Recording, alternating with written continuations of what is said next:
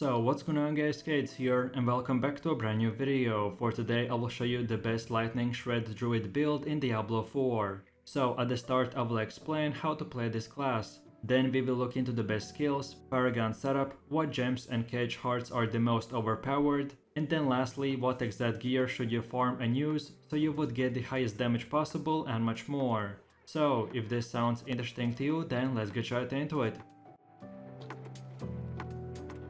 So this druid build is all about dashing quickly from enemy to enemy, dealing big critical strikes that are further enhanced through the Stormcloud's aspect. This setup has exceptional mobility and clearing speed, and that's why it is one of the fastest builds in the game. This build will benefit from uniques, but absolutely does not require them to play at a high level, which makes this build new player and season starter friendly, but it will become even more devastating in the endgame content. Overall, this build guide is split into two parts. The first part is a leveling build, so what you wanna use to go from level 1 to 50. And then the second part is the full endgame build, which will require at least level 50. And if I ever go too fast or something is too complicated, then check this build on a website, which links you can find in the description.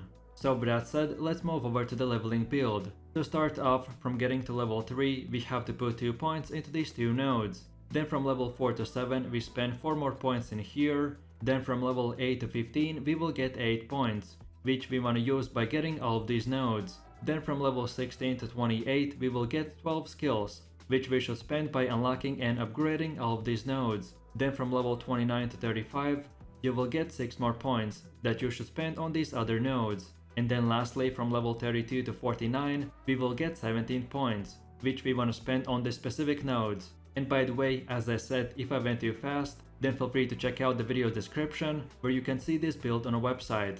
And then finally, don't forget about your renown, which after you gather all the renown in the game, you will get 10 extra skill points. I recommend to spend them towards your leveling progression that I just explained a second ago. And then in the endgame build, I will show you where you want to spend your 10 leftover skill points. So then let's move over to the Druid special class bonus called the Spirits. And the Druid Spirits allows you to select a total of 5 categories, from 4 spirits that act as a passive buff to your character. So for your first 25 spirit offerings, I recommend to activate on the Wolf Spirit, the Pack Leader. Then when you collect 25 more spirit offerings, then activate it on the Eagle Spirit, the Sight and Talons. Then afterwards, save up to 100 more spirits, and this time spend them on the Snake Spirit, and activate the Masochist. Then pick up 75 more spirits, and unlock on the Deer Spirit the Weariness. And then lastly, collect your last 175 spirit offerings to unlock the remaining categories and bond with the Eagle Spirit and activate the swooping attack.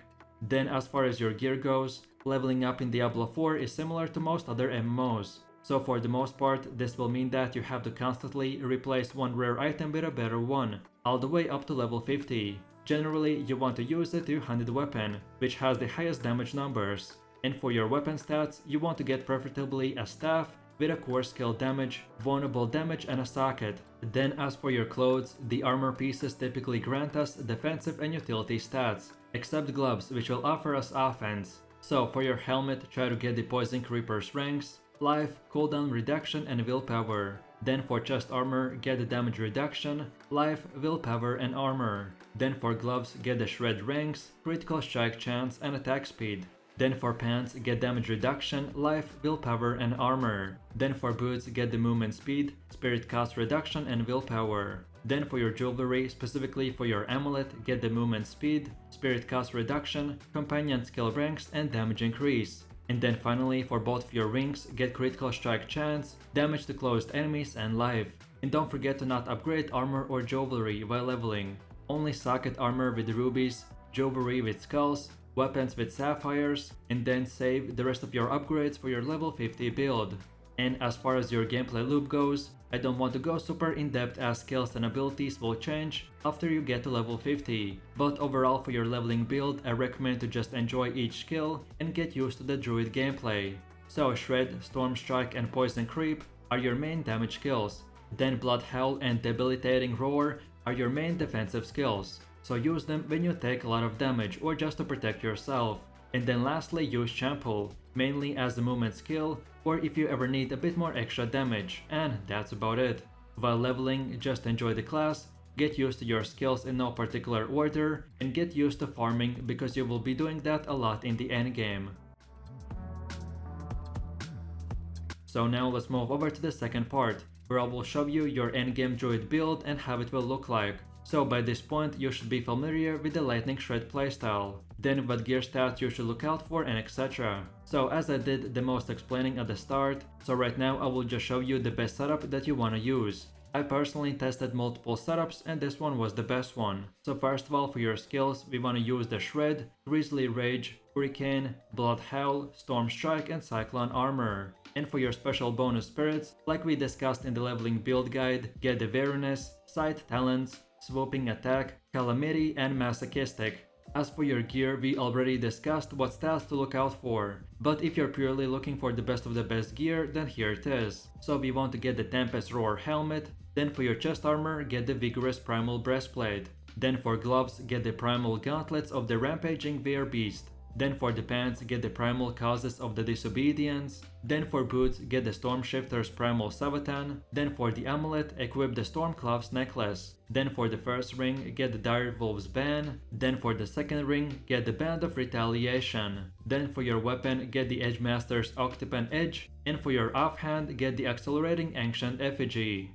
Then for your gems, socket in weapons with emeralds and armor pieces with rubies. Then for your first heart, get the Cage Heart of the Barber. And because the enemy groups have low HP, so this will cause them to instantly explode. And this damage increase from the heart is just way too overpowered not to use. Then for the second heart, get the Cage Heart of the Revenge. Because getting free 20% damage reduction is again very OP as well, and this is the best in slot heart for the Druid class.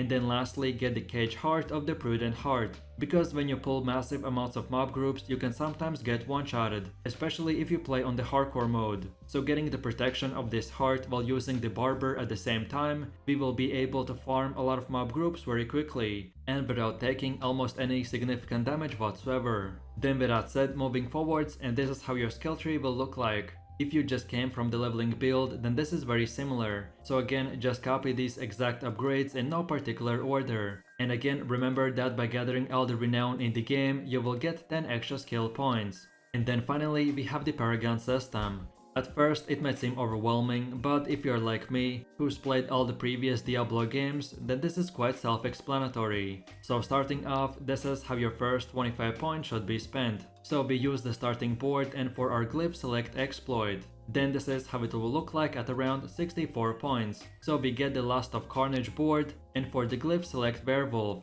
Then this is how it will look like at around 80 points. So this time we only select the Ancestral Guidance board. Then afterwards at around 120 points, you want to select the Heightened Malice board and equip the Fang and Claw glyph.